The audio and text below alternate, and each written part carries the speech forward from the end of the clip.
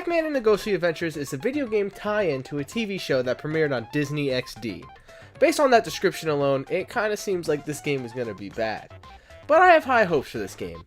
The box art kinda gives me a Pac-Man World 2 vibe, so it could be good. And I'm hoping that it's good, because I want to have a good game to play.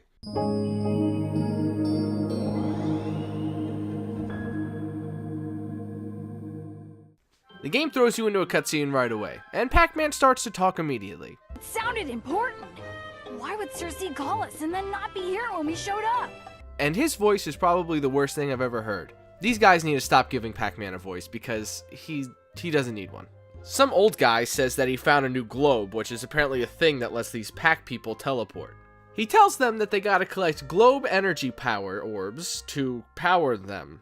Then the classic Pac-Man ghosts run in and say ghosts from some dude named Betrayus are attacking Pacopolis. So now Pac-Man's gotta stop them because he's Pac-Man and this is Pacopolis and the Pac people trust the little Pac kid to protect them. Wow, if that story doesn't get you hyped for this game, I don't know what will. Now I know ghosts can be scary, but I think we can handle them. After all, we are Pac-Man, and that's the only thing that he's good at, is, eating ghosts. Pac-Man jumps in and puts on a little shake and bam, there's his controls. Chomp ghosts and scare ghosts. What do you expect? See, fuck them ghosts, we got it. And check this out, it's a platformer and it controls well. Goddamn. You run, you jump, you collect, you chomp, you transform, you're Pac-Man. Just like any other platformer, but with some actual effort put into it. Trust me, if you've played video games before, this will feel familiar. The jumping feels good, and it isn't too floaty, and the movement is fluid and fast-paced. It doesn't have that 3D platformer problem where the camera gets fucked up if you go a certain way. What more can you ask for? So what, you say as you watch this video? What more has this game does this for offer? So what, you say as you watch this video? What more can this game possibly have to offer? Well, guess what? I'ma show you, bitch. The game has 6 stages, and you complete levels within the stages and try to stop the evil Betrayus and his ghost army. And you know he's fucking evil, cause that name alone. I can't imagine a nice Pac guy with the name Betrayus. The first stage, Pacopolis, reminds me of Ratchet and Clank a little bit too much. Aside from Pacopolis, we got Ruins, the Netherworld, the Ice Realm, Pacopolis again, and then the Netherworld again. Great. Yes, you heard that right, we revisit stages. Revisit is a hard word to say. Clearly not an attempt to pad out the game in any way. No way. Each stage has about 5 to 6 levels, with each being a relatively good length, about 10 to 15 minutes. So they don't overstay their welcome. So basically you're looking at a standard platformer-sized game, with plenty of side content too. The level design is anywhere from interesting to extremely generic. It's all over the place, but I never felt too bored. I feel satisfied whenever I beat a level. Outside of these levels, you can explore Pac-Man's high school where you find the mini-games and talk to Pac-Man's fam. It's weird. If there's one thing to complain about the level design, it's probably certain collectibles and enemy placements making no sense. Speaking of collectibles, there's a lot in this game. One is the most obvious collectible, the Pac Pellet, or how this game refers to it, the Globe Power Orbs. The game doesn't even tell you what they do until one of the last stages where the game just blocks the path until you collect 3,500 of them. 3,500. That's just fucking ridiculous. It's ridiculous to even block a path in the game to make the player collect these. But I guess they couldn't think of anything to do with the power orbs other than impede progress. There's also fruit you get at the end of every stage. This unlocks mini games based on the fruit.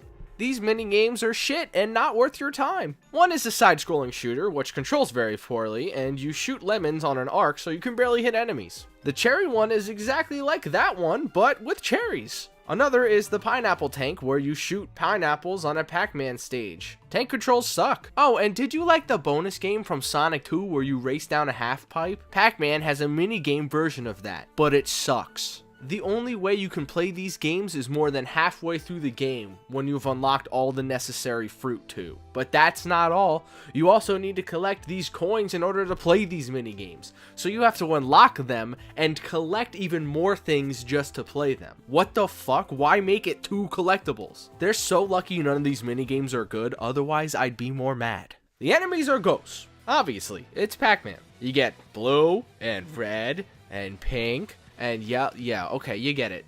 They're different colors. But the cool thing is, they do different moves based on the color they are. The dark blue ones shoot ectoplasm at you, the pink ones spin, the red ones disappear and come up from the ground to attack you, so on and so forth. They're all easy to kill though, one push of a button and they're eaten. There's also these bigger enemies that get a bit more hard to kill. One is the "You shall not pass" ghost. You just wait and then you eat him when you get a chance. The other is a big block monster that you have to kill while in ball pack form. Oh yeah, I bet you're wondering what ball pack form is. Well, there's different pack forms in each level that changes up the gameplay a little bit. You get these from little power-up pellets. There's Fire Pack, which allows you to shoot fireballs. Chameleon Pack, which uses Pac-Man's tongue to swing on these poles. The aforementioned Granite Ball Pack has the honors of having the funniest name on the list, and is fucking hard to control, never stopping when you want it to. There's also Ice Pack and Metal Pack, and that's self-explanatory. They're really generic power-ups, but the situations you use them in are well done. Such as the Metal Pack sections being pretty interesting, though hard to control sometimes. Fuck the enemies they throw at you when you get the Fire and Ice Pack, by the way. You have to hit them with their special before eating them, but when you're rapid firing the fucking chomp button, you can accidentally go after them and hit them and lose your fucking power up, and it caused the devs to put the power up down on nearly every platform you go on. All you had to do is make it so the power up is permanent for these sections, instead of having me go back every single time I get hit without even, oh my god. Overall, these power ups are more of a high than a low, and add a lot more to this game, even though they're generic.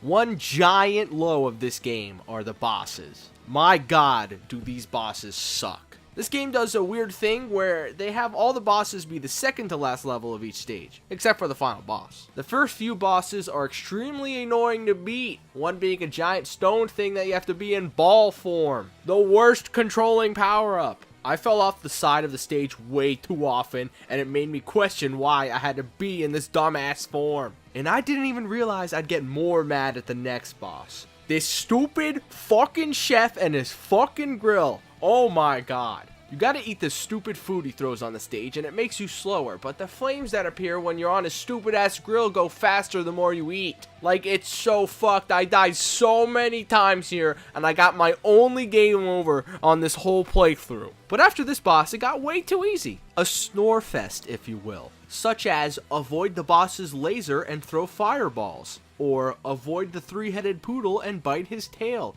And the final boss, which is the easiest of them all. Make his laser blast hit back into him by standing on these pillars. Do that 4 times, and he's done. That's it. You beat Pac-Man, and the ending cutscene adds nothing than Pac-Man delivering a dumbass joke. You know what I'm thinking? That you want to get out there and find more temples? Nope, I'm thinking lunch! So that was Pac-Man and the Ghostly Adventures. A game that's nowhere near perfect, but it is quite fun and easy to enjoy. I definitely recommend this game, especially for how easy that is. But, wait, what's that?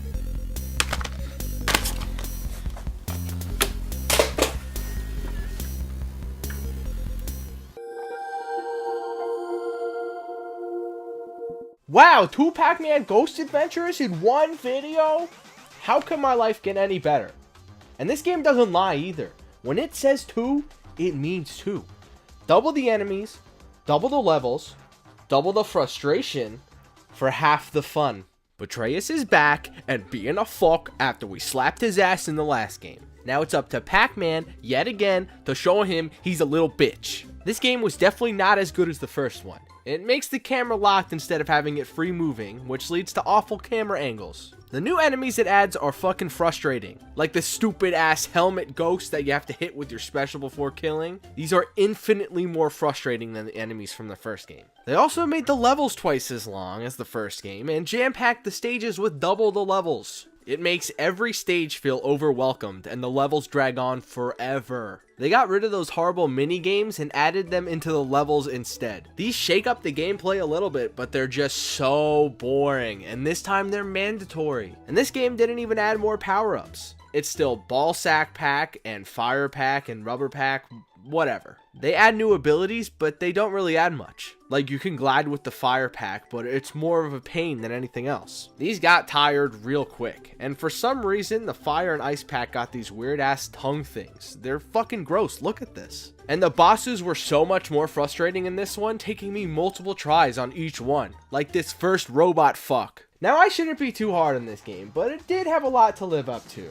And it failed. But if I'm being honest, it did do some things better than the original. When you hit an enemy this game, you keep the power up this time, and the graphics look a little bit better.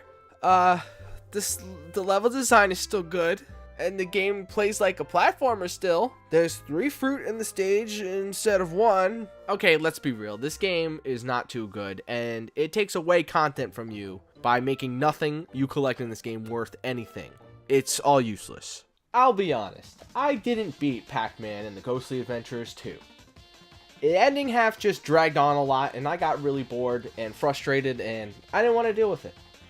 I was really excited for this game too, because the first one was so good, and it just really ended up disappointing me. So in the end, I'm going to give this a D-, maybe a D- and a half out of 16.2. Yeah,